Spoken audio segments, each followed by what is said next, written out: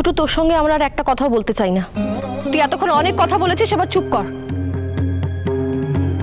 কাকিমা আমি আসি তাহলে, নইলে ফেরার ট্রেনটা পাবো না। মানেটা কি? কোথায় যাবে তুমি? দেখো দিদি, এতদিন ধরে যে নিয়মটা চলে এসেছে সেটাই চলবে। এর পরের সপ্তাহ থেকে যা করার সেটা করে নেবে, কিন্তু আজকে তুমি কোথাও ফিরতে পারবে না। বৌদি, পরের সপ্তাহ থেকে যেটা করতে হবে সেটা এই সপ্তাহ থেকেই শুরু করে দেওয়া ভালো। আমার কোনো অসুবিধা হবে না, আমি আসছি। আজ যদি তুমি চলে যাও তাহলে ভাববো এই যে আমি আমার পরিবার তোমাকে ভালোবেসেছি, আঁকড়ে ধরেছি, সব ভুল, সব মিথ্যে। কাকু প্লিজ কিছু মনে করো না, আমি আজ এই বাড়িতে কিছুতেই থাকতে পারবো না। কাল তো আমি আসবো, কাল দেখা হবে তোমার সঙ্গে। দিঠিমা, দুপুরবেলা এই বাড়িতে খাবে না তুমি? তুমি খাবারটা না হয় বৌদিকে দিয়ে পাঠিয়ে দিও। না, এরকমই যদি হয় তাহলে তোমার ওখানে আমিও কাজ করতে যাব না।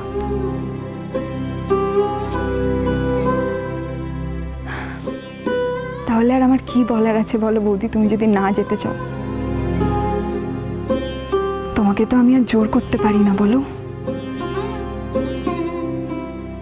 তোমার উপরে আমার কিসের জোর? এই কথাটা তুমি বলতে পারলে দিদি? মানে আমার উপর তোমার কোনো জোর নেই? সেটাই, এই কথাটা শোনার জন্য এতদিন অপেক্ষা করছিলাম। বলবে নাই বা কেন বৌদি? একটা মানুষকে সমানে এভাবে অপমান করার পর সে তো এই কথাই বলবে। আমিও বলছি তোমায় দিদি, একটা মেয়েকে সমানে এইভাবে অপমান করার কোনো অধিকার আমার ছোটদার নেই। তুমি না চলে যাও, তুমি আর এসো না আমাদের বাড়িতে, চলে যাও, তুমি চলে যাও। আমাকে শুধু শুধু ভিলেন বানানোর চেষ্টা করে কোনো লাভ নেই। আমি যা, আমি তাই। আমার জীবনে আমি কোনো রকম কোনো জটিলতা চাই না। আমি চাই শুধু সুস্থভাবে বাঁচতে।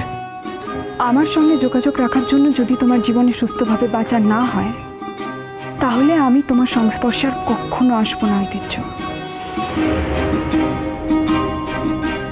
তুমি সুস্থভাবে বাঁচো, এতদিন ধরে আমি এটাই চেয়েছি, তোমার পরিবারও তাই চেয়েছেন। তোমার সুস্থভাবে বাঁচার সাথে তোমাকে কোনো কম্প্রোমাইজ করতে হবে না। আমি আসছি। মা, আজকের আবহাওয়া ভালো না, এই ফোরকাস্টে বলছে ভীষণ ঝড় বৃষ্টি বাদল হতে পারে। এই অবস্থায় আজ রাতে আমি তোমাকে ছাড়তে পারবো না। এর মধ্যেও তো অনেকে যাতায়াত করছে কাকু, আমি তাদের মধ্যে একজন হয়ে যাব। তুমি প্লিজ কিছু মনে করো না, আমি চলে যেতে পারবো। আর কাল সকালে তো আমি আসবো। ছি ছোট, ছি, এমন ভাবে অপমান করলি মেয়েটাকে। তুমি কিচ্ছু খাবে না মা? অবশ্য তোমাকে কি করি বা খেতে বলি বলো তো? সেই মুখ কি আমাদের আর আছে?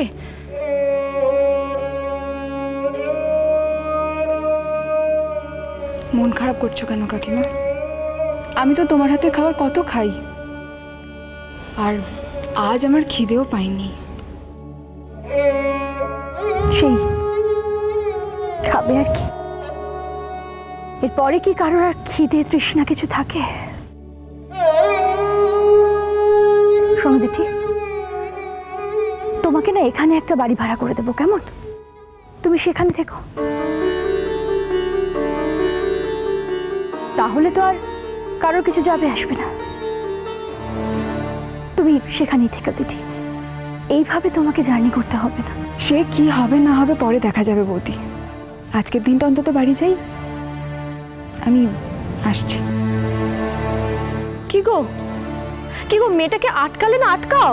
মেয়েটা তো আর আমার কোনো কথা শুনবে না গো। শুনবে কি করে? সোনার মুখ রেখেছে আমার ছেলে। বৃষ্টির ফোরকাস্ট আছে আমি জানতাম না। আমাদের এখানে বৃষ্টি হলে ট্রেন লাইনের তার ছিঁড়ে যায়, তাই জন্য মাঝ রাস্তায় আটকে যেতে হতে পারে। তুমি যখন এসেই পড়েছো তখন। বড় লোকের মেয়ে বলে তুমি আমাকে একটা ব্র্যাকেট করে দিয়েছো দিচ্ছ, কিন্তু সেই ব্র্যাকেটের মধ্যে থাকা মেয়েদেরও যে আত্মসম্মান থাকে সেটা তোমার বোঝা উচিত।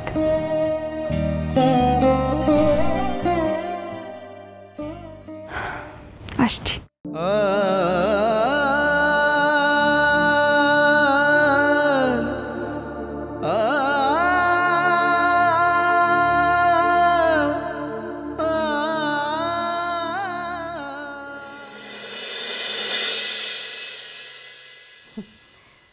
এই কদিনে কত বড় হয়ে গেছিস তুই টিঙ্কা।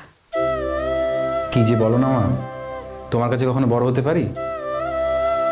ঠিক যেরকম ছিলাম সেরকমই থাকবো, আর সেরকমই থাকতে চাই। তা বললে কখনো হয়? এখন তোর কত নাম ডাক হয়েছে, তুই কত বিখ্যাত হয়েছিস। মা তুমি যদি এরকম কথা বলো না, আমার একদম ভালো লাগে না। এই দিনটার জন্যই তো অপেক্ষা করছিলাম। কত কষ্ট করতে হয়েছে তোকে, কত লড়াই করতে হয়েছে। আমার থেকে বেশি আর কে জানে বল। কিন্তু জানো তো মা, আজকের আমার এই নামটা কিন্তু একদিনের মধ্যে ফিকে হয়ে যেতে পারে যদি ভালোভাবে কাজটা করতে আমি না পারি। জানি এতদিন পর বাড়ি এসেছিস, তবে তোর মনটা বোধহয় ছটফট করছে না ওখানকার জন্যে? না ঠিক তা নয়, তবে আমি সবসময় একটা টানাপোড়েনের মধ্যে থাকি। ওটা আমার কাজের জায়গা, সেটা এনজয় করি নিশ্চয়ই। তো জানো তো, মনটা আমার এখানেই পড়ে থাকে, কলকাতায়। আর তোমার জন্য খুব মন খারাপ করে। আসলে এতগুলো দিন তো কখনো তোমার ছাড়া থাকিনি, সেই জন্য। মা, তোমাকে একটা কথা জিজ্ঞাসা করার ছিল। কি রে বল। তুমি ওই মহিলাকে আবার এই বাড়িতে কেন নিয়ে এলে? ওর যা অধিকার, যা প্রাপ্য অধিকার, সেটার জন্য অ্যাপ্লাই করতে পারতো, সেটা পেয়েও যেত। তুমি কেন ওকে এই বাড়িতে আবার ডেকে আনলে? তাছাড়া এই বাড়িটা তো তোমার নামে মা। এই বাড়িটা হয়তো আমার নামে, কিন্তু কোনোদিনই আমি নিজেকে এই বাড়ির মালিক মনে করতে পারিনি টিঙ্কা। বলতে পারিস সেটা আমার লিমিটেশন।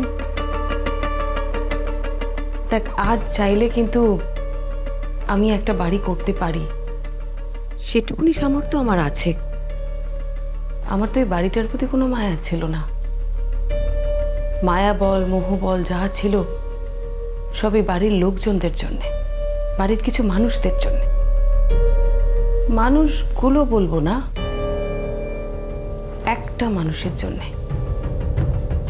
একটা মানুষকে কেন্দ্র করেই তো আমার সবকিছু গড়ে উঠেছিল।